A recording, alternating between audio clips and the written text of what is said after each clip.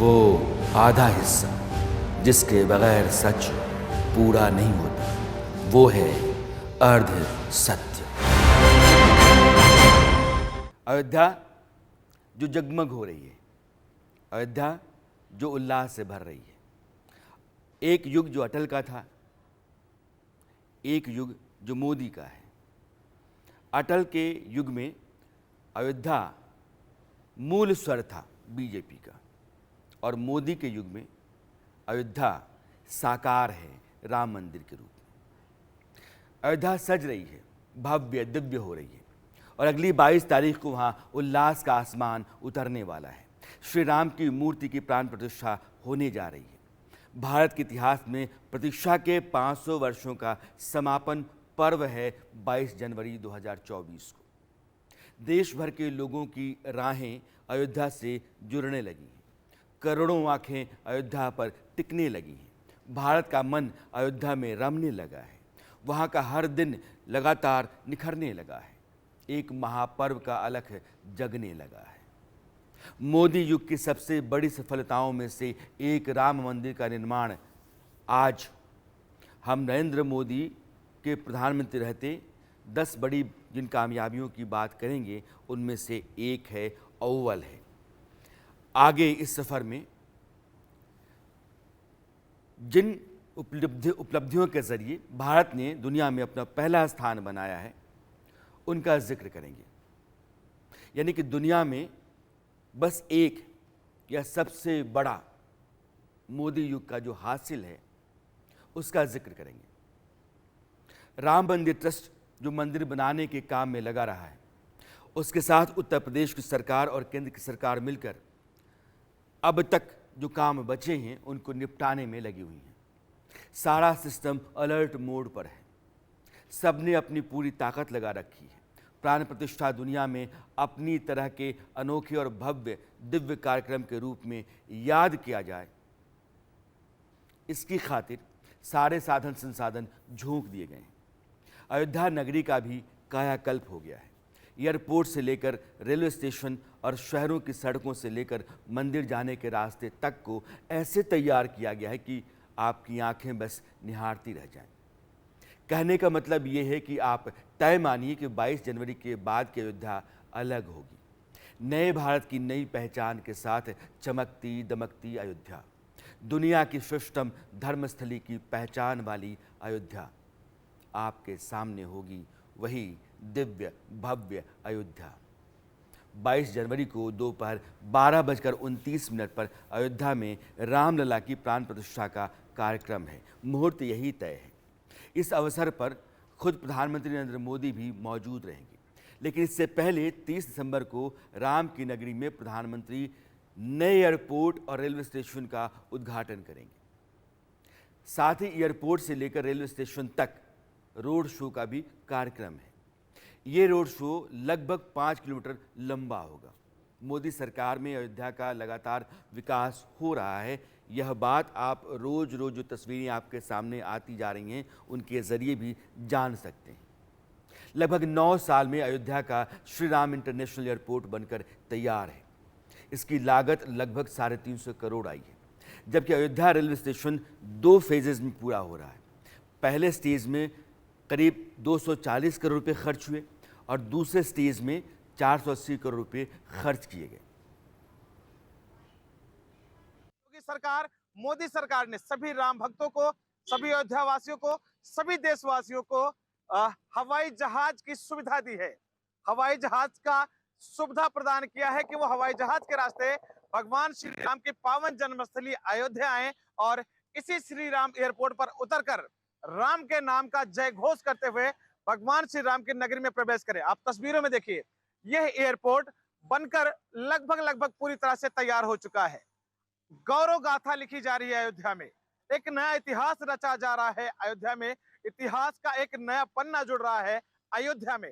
तस्वीरें देखिए, कितनी तेजी के साथ टचअप दिया जा रहा है, जहां पर देश के प्रधानमंत्री आने वाली 30 तारीख को पहुंचेंगे और इस एयरपोर्ट का शुभारंभ करेंगे।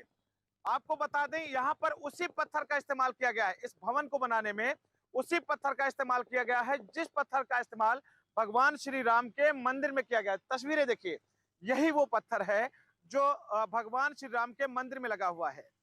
पूरी तरह से खूबसूरती प्रदान की जा रही है इस एयरपोर्ट को। जो भी हवाई जहाज से यहाँ पर उतरेगा, इसकी खूबसूरती देख, एयरपोर्ट की भव्यता देख, राम मंदिर का आकार देख, वो अनुमान लगा लेगा कि मैं अपने मर्यादा पुरुषोत्तम भगवान श्री राम की पावन जन्मस्थली में पहुंच चुका हूं। तस्वीरें देखिए, बिल्कुल मंदिर के आकार का ये खूबसूरत एयरपोर्ट, श्री राम एयरपोर्ट बनकर लगभग पूरी तरह से तैयार है, जहां पर देश के प्रधानमंत्री 30 तारीख को आएंगे और एक नया इतिहास दर्ज करेंगे। अयोध्या में इतिहास के पन्नों में एक नया लेख लिखा जाएगा। सफर करने वाले रेल मुसाफिरों के लिए प्रधानमंत्री नरेंद्र मोदी एक नई ट्रेन, अत्याधुनिक ट्रेन, पुष्पफुल ट्रेन सौगात के रूप में जल्द देने जा रहे हैं और इसका नाम है पुष्पफुल ट्रेन, जो हमारे सामने आप देख सकते हैं।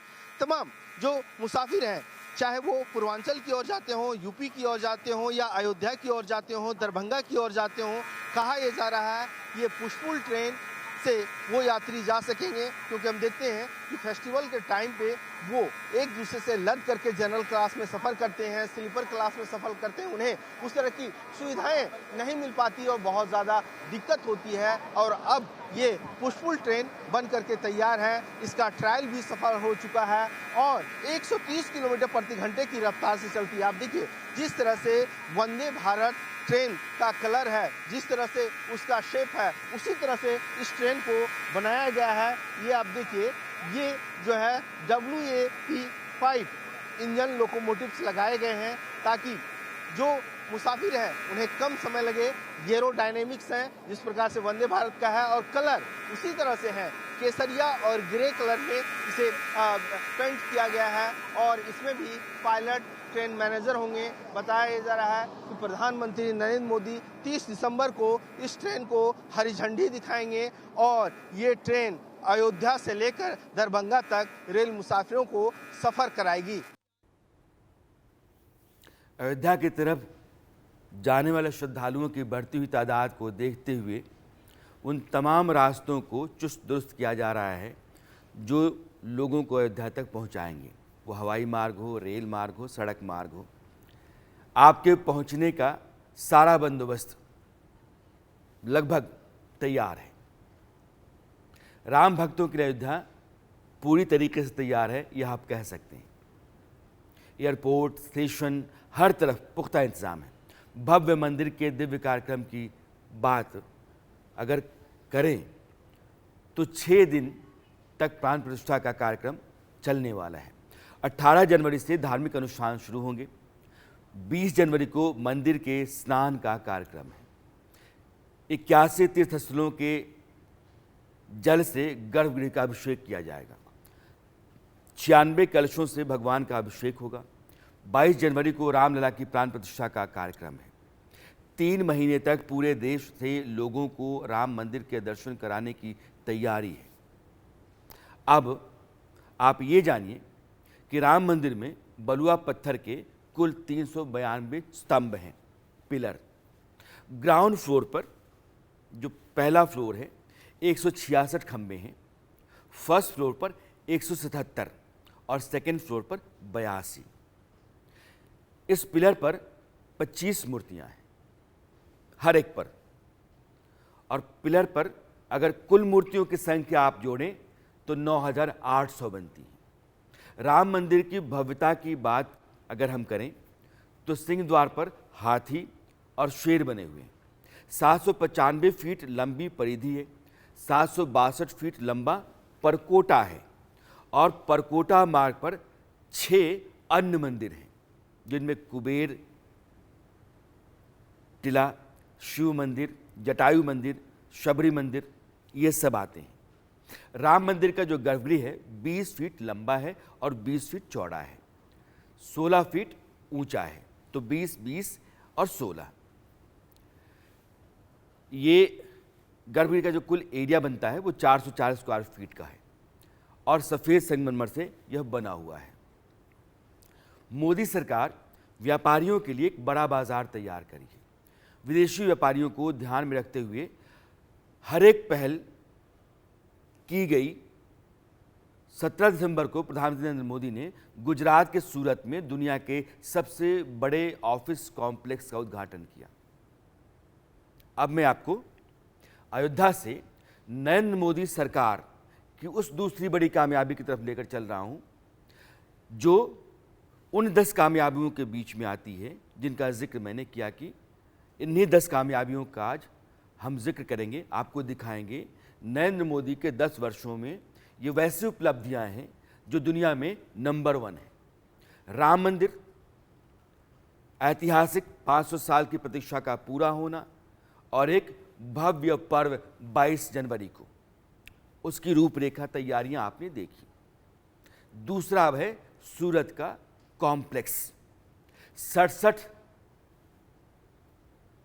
लाख वर्ग फुट में फैले इस कॉम्प्लेक्स को सूरत डायमंड बोर्स के नाम से जाना जाता है। यह अंतर्राष्ट्रीय हीरे और आभूषण व्यवसाय के लिए दुनिया का सबसे बड़ा और आधुनिक केंद्र है। ये तस्वीरें जो आपके सामने हैं, आप देखते रहिएगा। दुनिया में कोई भी ऑफिशियल कॉम्प्लेक्स ऐसा नहीं है, इतना बड़ा नहीं है और इस तरीके से वो मॉडर्न तकनीक से इक्विप्ड भी नहीं है।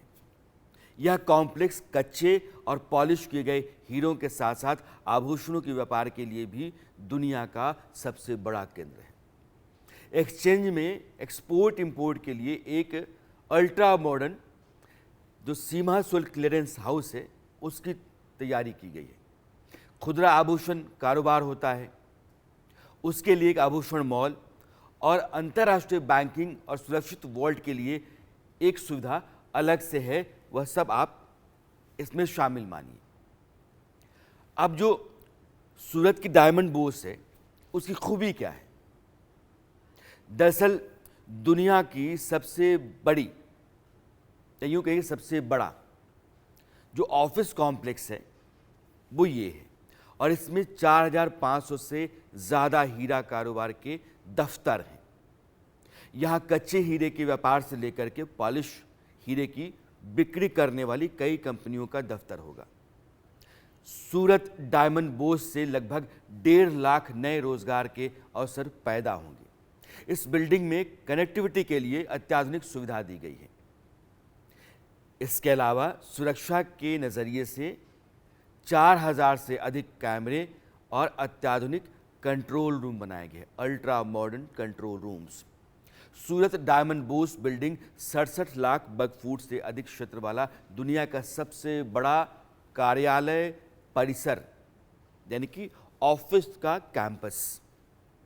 इस कार्यालय परिसर ने अमेरिका का जो डिफेंस विभाग का हेडक्वार्टर है पेंटागन, उसको पीछे छोड़ दिया है। सूरत डायमंड बोर्स बिल्डिंग की कीमत लगभग 3000 करोड़ है, यानी कि इसमें लागत आई है। इसमें 4500 हीरा व्यापार दफ्तर, सूरत डायमंड बोर्स में 9 टावर और इसके हर एक टावर में 15 फ्लोर, तो 15 9 75 105 फ्लोर। इस साल अगस्त में सूरत डायमंड बोर्स की इमारत को गिनीज वर्ल्ड रिकॉर्ड में शामिल किया गया। दुनिया के सबसे बड़ी उस बिल्डिंग के तौर पर जो दफ्तरों के लिए है और उसके तौर पर उसको मान्यता दी गई है। अब तीसरी बड़ी कामयाबी, और यह कामयाबी आपको वाराणसी में दिखती है। वहाँ दुनिया के सबसे बड़े मेडिटेशन सेंटर, जिसको स्वर्वेद महामंदिर कहते हैं, उसकी चर्चा दुनिया भर में है। इसका हाल ही में प्रधानमंत्री नरेंद्र मोदी ने उद्घाटन किया। दरअसल स्वर्वेद मंदिर का नाम स्व और वेद से जोड़कर बना है। स्व एक अर्थ है आत्मा और वेद यानी ज्ञान। आत्मा का ज्ञान जहाँ प्राप्त कर सकते हैं वह स्वर्वेद, जहाँ जाकर के आप स्वयं को जान सकते हैं वह स्वर्वेद। तो इस इमारत को आप देखिए, यह भी नरेंद्र मोदी के कार्यकाल में दुनिया में अपनी अलग पहचान रखती है। इस तरह की इमारत या इस तरह का केंद्र और कहीं किसी देश में आपको नहीं मिलेगा।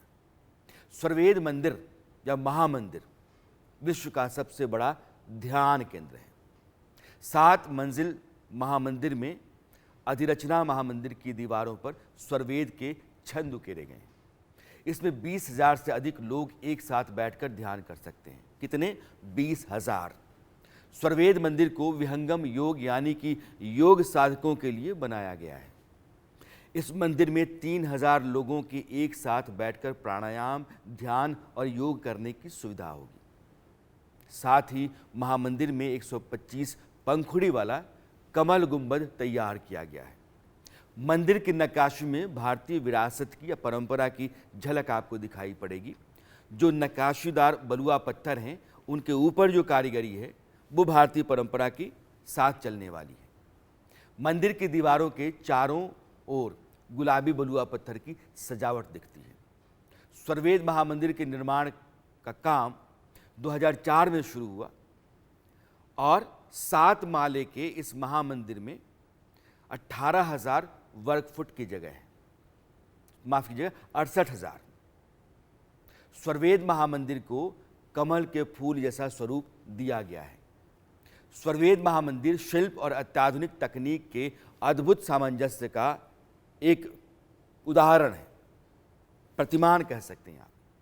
यह आध्यात्मिक मंदिर स्वरवेद को समर्पित है। इस मंदिर की दीवारों पर 4,000 वेदों से जुड़े हुए, या आप यूं कह सकते हैं कि वेदों से जुड़ी हुई 4,000 ऋचाएं लिखी गई हैं। साथ ही मंदिर की बाहरी दीवारों पर उपनिषद, महाभारत, रामायण, गीता, इनसे जुड़े हुए चित्र उकेरे गए हैं ताकि लोग उनसे प्रेरणा ले सकें। इस महामंदिर में सामाजिक कुरीतियों और सामाजिक बुराइयों का उन्मूलन शामिल है। यानी कि अगर आप यहाँ आते हैं तो आपका जो पूरा तंत्र है जीवन का, शरीर का, वह जागृत हो और दुनिया की तमाम बुराइयों से, विसंगतियों से, विषाक्त चीज़ों से आप अपने आप को दूर कर पाएं, इसका केंद्र है स्वरवेद। इसको ग्रामीण भारत की भलाई के लिए अनेक सामाजिक सांस्कृतिक परियोजनाओं का केंद्र भी बनाया गया है। दुनिया के सबसे बड़े मेडिटेशन हॉल का द्वार अब आम लोगों के लिए खोल दिया गया है। मैं बात कर रहा हूं स्वरवेद महामंदिर धाम की, जहां मेरी मौजूदगी है। पीएम मोदी एक सप्ताह पहले यानी कि आज ही के दिन 18 दिसंबर को पीएम मोदी इस स्वरवेद महामंदिर धाम का लोकार्पण किए थे। अब लोकार्पण करने के एक सप्ताह बाद श्रद्धालु हैं, जो दूर दराज से पर्यटक हैं, इस कदर मंदिर को देखने के लिए आए हुए हैं कि यहाँ पर पैर रखने की भी जगह नहीं है। आप तस्वीर देख सकते हैं कि ये प्रथम तल है जहाँ पे पीएम मोदी ने इस प्रथम तल का लोकार्पण किया था। इस प्रथम तल के स्पेस की बात करूँ तो लगभग 25,000 लोग एक साथ बैठकर योग साधना कर सकते हैं। मंदिर के प्रथम द्वार में जब अंदर एंट्री करेंगे तो एक प्रतिमा दिखेगी जो सफलदेव महाराज की प्रतिमा है। इस पूरे महामंदिर में एक ही प्रतिमा है और इस मंदिर के पूरे परिसर की बात करूं तो लगभग 200 एकड़ में इस पूरे महामंदिर का है। वही इसके क्षेत्रफल की बात करूं तो लगभग 64,000 वर्ग फीट में इस महामंदिर का निर्माण किया गया है। तो जो पर्यटक है वो काशी में घूमने पहुंचे हैं और सबकी निगाहें महामंदिर धाम के इस परिसर की ओर है। हम मंदिर के अंदर पहुंच चुके हैं और सबसे खूबसूरत तस्वीर आपको दिखा दूं तो आप सामने देख सकते हैं सफलदेव महाराज की प्रतिमा है जो लोग नमन कर रहे हैं। और उसके साथ ही यदि चारों तरफ महामंदिर धाम की नक्काशी की बात करूं तो बिल्कुल ही संगमरमर के नक्काशी को तराशने के बाद इस महामंदिर धाम को बनाया गया है। आप इस पिलर की यदि बात कर ले तो ये संगमरमर का पिलर है। आप यदि मैं करीब आके दिखाऊं तो आप करीब से देख सकते हैं कि ये संगमरमर का बना हुआ है और इसे छेनी हथौड़ी से तराशा गया है। इस पूरे परिसर में 7 तल है। 7 तल का निर्माण अभी जारी है, लेकिन जो प्रथम तल है उसका लोकार्पण हो चुका है। आम लोगों के लिए ये जो हॉल है ये खोल दिया गया है। प्रधानमंत्री नरेंद्र मोदी की खूबी ये है कि उनके 10 साल के कार्यकाल में भारत का विकास अलग अलग हिस्सों में चरणबद्ध तरीके से और समयबद्ध तरीके से हुआ है। यानी कि अगर तय हो गया है कि ये 4 साल में पूरा होना है तो हो जाना है। और आज उन 10 पड़ावों से मैं आपको लेकर चल रहा हूँ जो शीर्ष पड़ाव हैं। दुनिया में आपको वैसा कहीं नहीं दिखता है। और तरक्की के लिए मोदी सरकार हिंदुस्तान की खातिर जिस तरीके से लगी हुई है, उसी के ये उदाहरण हैं। इसी का नतीजा है कि भारत की इकॉनमी में लगातार ग्रोथ आप देखते रहते हैं। भारत की अर्थव्यवस्था में ऐतिहासिक बढ़ोतरी दर्ज की गई है और यह बात सिर्फ हिंदुस्तान की सरकार के आंकड़ों में और उसके कागज़ों में नहीं दिखती है, बल्कि दुनिया की बहुत सारी एजेंसीज़ हैं जो तमाम देशों का आकलन करती हैं, वो कहती हैं पहली बार भारत की इकॉनमी $4 ट्रिलियन के पार पहुंच चुकी है और इसके साथ ही यह दुनिया की चौथी सबसे बड़ी अर्थव्यवस्था वाला देश बनने के लगभग पास पहुंच गया है। नरेंद्र मोदी जब आए थे 2014 में सत्ता में, तो हिंदुस्तान 10वें पायदान का देश था अर्थव्यवस्था के लिहाज से, और आज वो 5वें पायदान का देश है और चौथे पायदान के देश के करीब वो पहुंच रहा है। तो फ्रांस, जापान, चाइना, अमेरिका और हिंदुस्तान यहाँ खड़ा है। तो अब फ्रांस, जापान, चाइना, अमेरिका की तरफ उसका रुख चल रहा है। भारत की $5 ट्रिलियन की इकॉनमी हो जाए, इस खातिर नरेंद्र मोदी सरकार लगातार काम कर रही है और नरेंद्र मोदी ने अपने कई भाषणों में ये कहा है कि मेरी अगली पारी आती है, यानी कि ट्रिपल हैट्रिक मेरी होती है, सरकार तीसरी बार आती है, तो हिंदुस्तान दुनिया की तीसरी सबसे बड़ी ताकतवर अर्थव्यवस्था हो सकता है। जो फाइनेंशियल ईयर 2023-24 की पहली तिमाही थी, उस दौरान भारत की जीडीपी में जो ग्रोथ था वो 7.8% दर्ज किया गया। भारत की अर्थव्यवस्था जिस तेजी से बढ़ रही है, उसे देखते हुए आने वाले दिनों में कई तरह के रिकॉर्ड टूट सकते हैं। जीडीपी के आंकड़ों पर अगर आप नज़र डालेंगे तो आपको पता चलता है कि भारत ने 18 नवंबर की देर रात को ही यह मकाम हासिल कर लिया था और पहली बार 4 ट्रिलियन के आंकड़े को वो पार करके आगे निकल गया था। हालांकि अब भी भारत चौथे पायदान से दूर है। अभी दुनिया की चौथी अर्थव्यवस्था वाला देश जर्मनी है, लेकिन भारत और जर्मनी के बीच का फासला बेहद कम हो चुका है। भारत दुनिया की 5वीं सबसे बड़ी अर्थव्यवस्था वाला देश है, जैसा मैंने आपको कहा। अमेरिका पहले नंबर पर है, जिसकी अर्थव्यवस्था का जो साइज़ है वो $26.7 ट्रिलियन का है।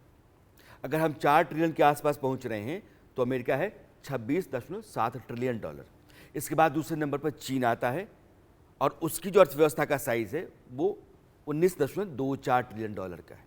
तीसरे नंबर पर जापान है और जापान $4.39 ट्रिलियन की अर्थव्यवस्था है। फिर जर्मनी है, मैं आपको गलती से फ्रांस बोल गया था, जर्मनी है चौथे नंबर पर और उसकी अर्थव्यवस्था $4.28 ट्रिलियन है।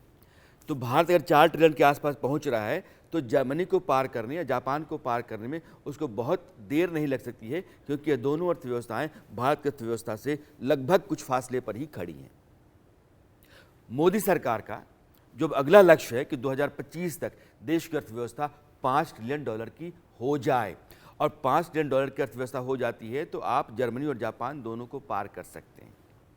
C&P ग्लोबल इंडिया मैन्युफैक्चरिंग ने हाल ही में अपना एक बयान दिया था, जिसमें कहा था कि भारत की अर्थव्यवस्था साल 2030 तक जापान को पीछे छोड़ते हुए दुनिया की तीसरी सबसे बड़ी अर्थव्यवस्था बन जाएगी और इसके साथ ही एशिया की दूसरी सबसे बड़ी अर्थव्यवस्था वाला देश हिंदुस्तान होगा।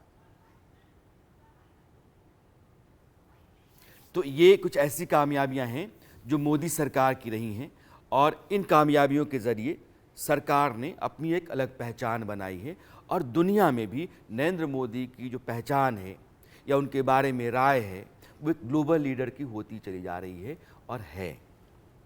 तो कोई भी प्रधानमंत्री जब देश के भीतर कामयाबियां हासिल करता है, अपने मुल्क को मजबूत बनाता है और दुनिया के मोर्चे पर अपने देश की ताकत का एहसास कराता है, फिर वो एक महानायक दुनिया के भीतर बनता चला जाता है। नरेंद्र मोदी ने अपनी एक पहचान ग्लोबल लीडर की, महानायक की ज़रूर बना ली है और 2024 की लड़ाई में उनका जो अपना USP है नरेंद्र मोदी, वो बहुत काम करेगा, इसमें कोई दो राय नहीं है। अरसत में आज इतना ही।